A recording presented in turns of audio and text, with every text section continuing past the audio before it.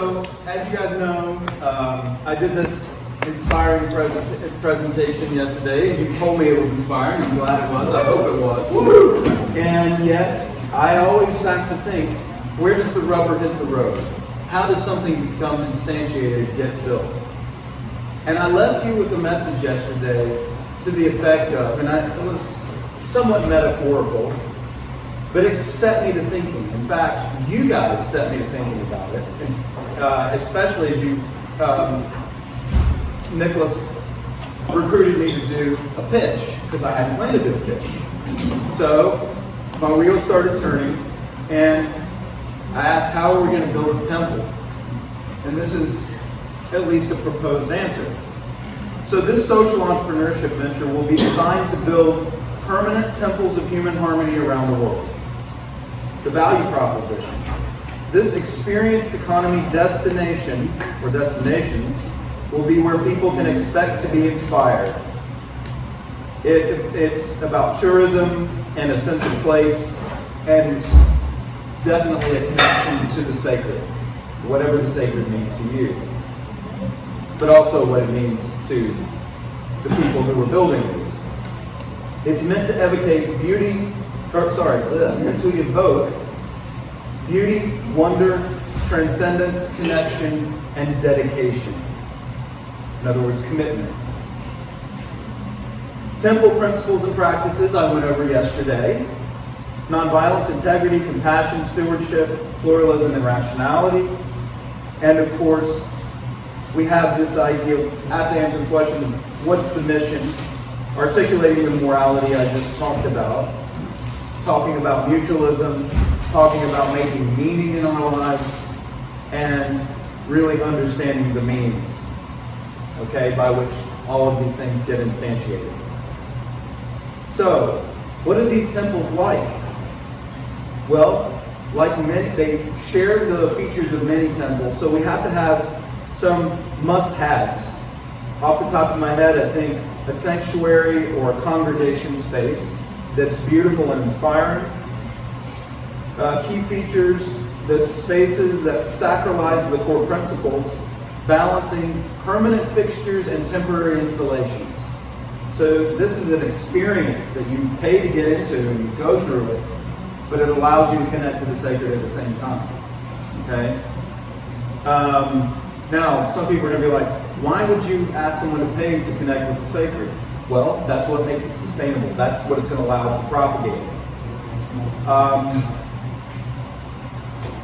And then I was talking with the architect among us, Gloria, and she had the idea of an interfaith prayer room.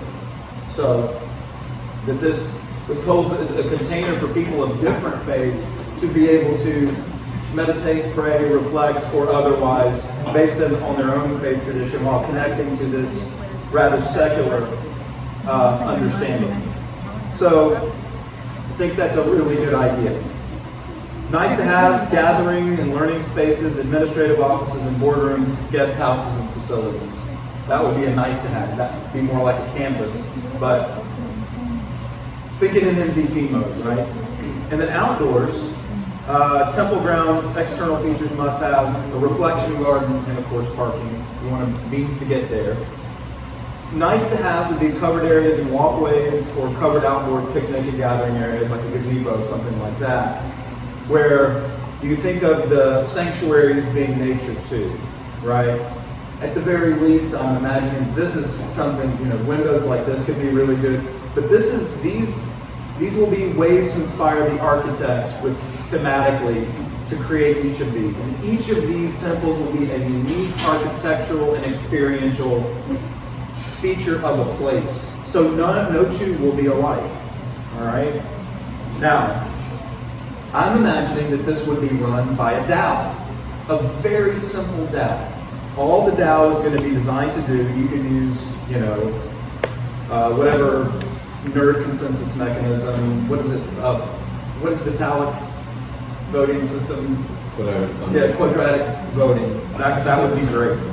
But the idea would be you'd have a phase one, you'd have a $50,000 contest that would be divided into two prize sets. The first would be to select a site. You got to select a site first before you design the temple, because temples connect with the places around them. Then you do, once you've selected the site, then you have the contest, and then people give their justification for the site. And then the second would be the architectural contest. And in my view, there has to be a first, so there would be a $25,000 contest for architectural submissions for the first temple of harmony, human harmony.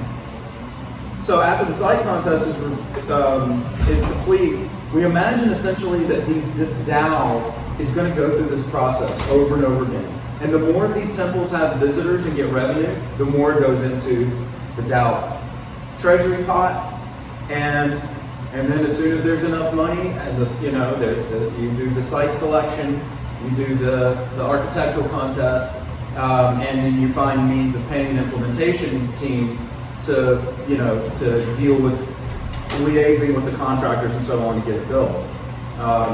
But at the end of the day, you're going through this process is just about building these temples that symbolize this basic morality of human harmony that we were talking about, right?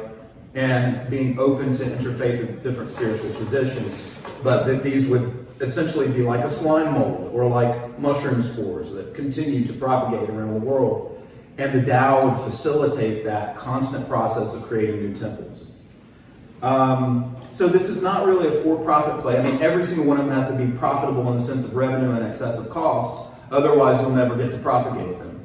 But it's not, somebody's making money. You want your implementation team to maybe have a cut going into the future after their time is volunteered. Maybe that each of 5 team members gets 2% of something like that, representing a cost against the, out of the profits of the future. So it's not, so that would be a cost, and then the profits would then go into the next pot.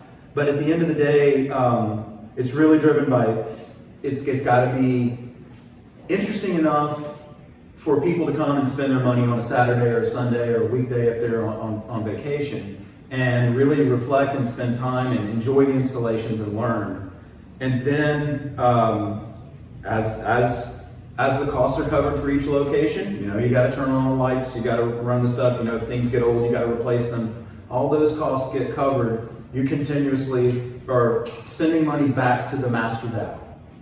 And the master DAO then produces new projects and so on. So we're propagating this message of peace and freedom and abundance for all people around the world, everywhere. That's it.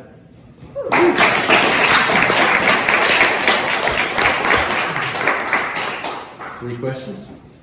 What do you think? I have a question for anybody who could help with good, simple DAO that would allow for that kind of quadratic voting and simple consensus mechanism in Treasury. Anybody have connections that?